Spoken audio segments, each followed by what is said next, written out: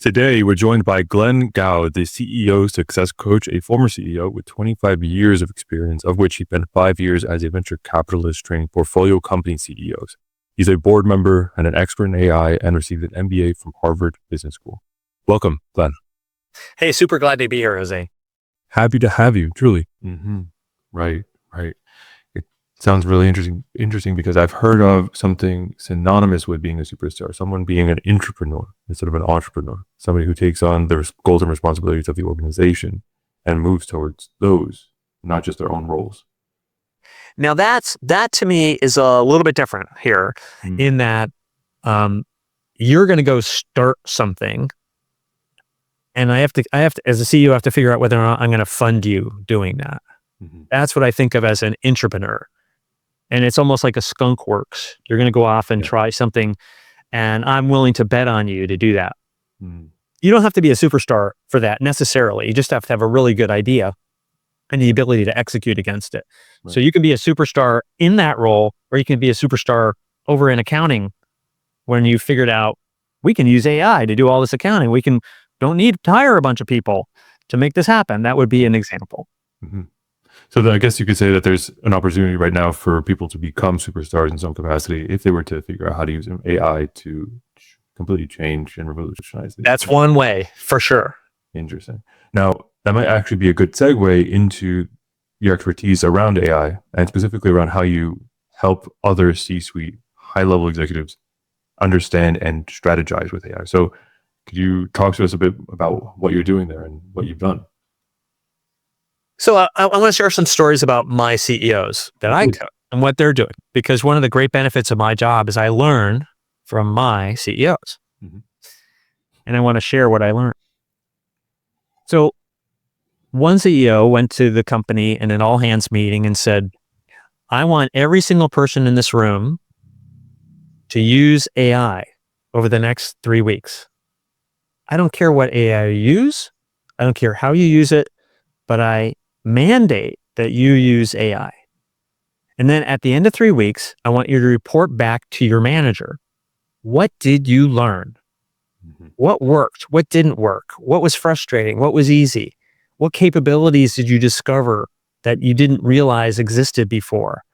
And what recommendations do you now bring to your manager? And for several of you, I'm going to pick people out of the team and have you get up and teach the rest of the organization what you have learned. First of all, because we're a learning organization, but secondly, because we as a company are not going to be displaced by other companies that are using AI better than we are. We are going to be using AI in the most powerful ways we can discover. And the world is open to us. And the AI doesn't have to be in ChatGPT. Every single software tool we have now has AI embedded in it. Right.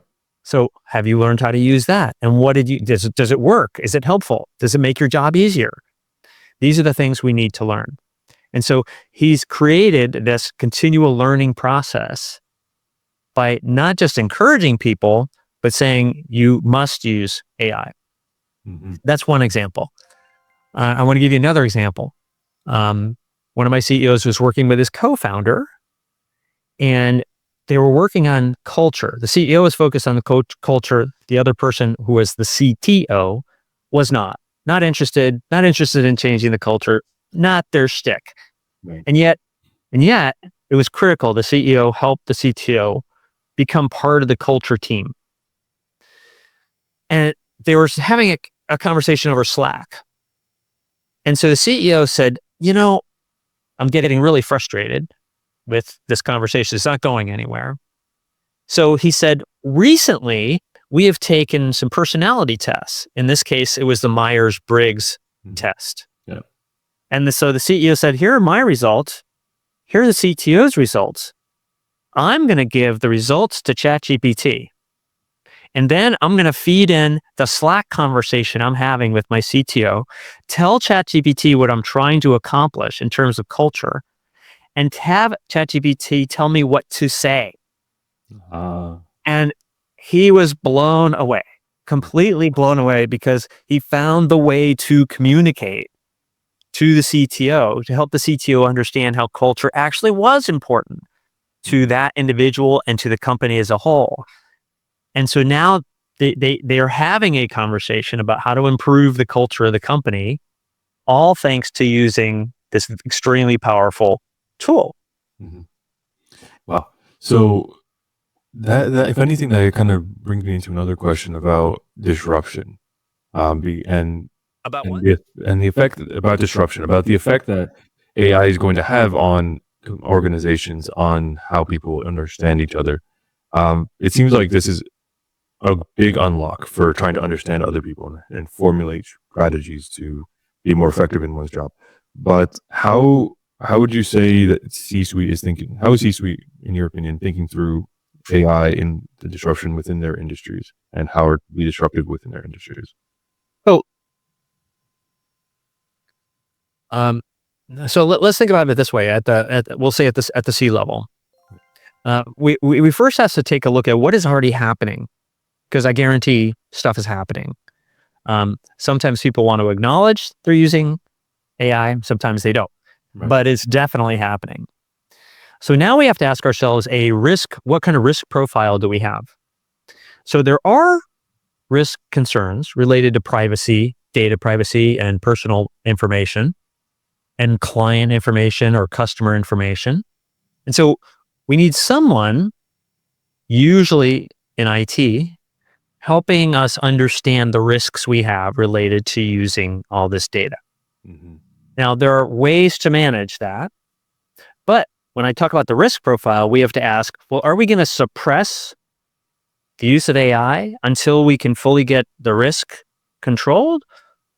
Or are we going to be a little bit looser because we have to move quickly and we have to embrace AI across the company? Most companies are following the second path, which is we recognize there's risk, or there's also risk of not moving quickly enough. Right. So we're going to attempt to move faster, and we're going to have I have one CEO who said, I have an offensive AI team and I have a defensive AI team, Smart. and they must communicate with each other. And the defensive team doesn't say, no, you can't do that. They say, oh, we're introducing some risk. How do we manage that? And the offensive team isn't insisting we always do things, because it has to be in the context of what risk exists. Right. Right. That's actually really interesting. And offensive and defensive. I mean, you do need both perspectives in order to navigate this type of change, right? You do. Yeah. Fascinating. So it's all about, in a way, how creative can you be in navigating the risk that's involved, and also maximizing the upside. So risk, de-risking while maximizing. So I'm wondering if you work with all types of founders, and we're nearly at time, so I'm trying to make sure we can get at least one or two more questions in. Sure. You work with all types of founders, all types of CEOs. I'm wondering, what challenges do you tend to face in getting them to acknowledge their own shortcomings, so then they can accept coaching?